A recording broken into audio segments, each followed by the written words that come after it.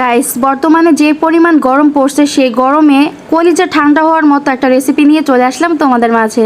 প্রথমত আমি আম নিয়েছি, দই নিয়েছি, আর আমার টেস্ট ও স্বাদ অনুযায়ী নিয়েছিলাম কফি পাউডার। এটা তোমরা স্কিপ করতে পারো, এটা তোমাদের ইচ্ছা, বাট আমার ভালো লাগে তাই আমি খেয়ে থাকি। আর এখানে ব্লেন্ডার নিয়েছি, আর নিয়েছিলাম হচ্ছে বরফ পানি। ইচ্ছে করলে তোমরা বরফ কুচিও অ্যাড করতে পারো।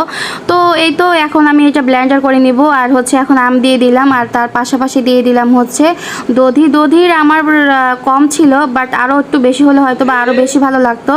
আর এর পাশাপাশি নিয়েছিলাম কফি পাউডার, আর কফি পাউডারটা তো আমার ভীষণ ভালো লাগে, আমি পারি না সব কিছুর সাথে কফিটা খাই। এরপর দিয়ে দিলাম হচ্ছে পানি।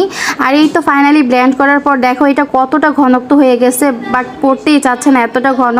তো ফাইনালি আমার ছেলেকে দেওয়ার পর ছেলেটা তো ইয়াম্মি ইয়াম্মি করে খাইছে আর বলতেছে আম্মু অনেক মজা হয়েছে, অনেক মজা হয়েছে। বাট কলিজা শান্তি হওয়ার মতো একটা খাবার আজকে বানিয়ে ফেললাম। তো গাইস, তোমরা কিন্তু ইচ্ছে করলে আমার রেসিপিটাকে ফলো করে বানিয়ে খেতে পারো এবং সাথে সাথে কিন্তু কলিজা ঠান্ডা হয়ে যাবে। তো গাইস, আজকে এই পর্যন্ত। আল্লাহ হাফেজ।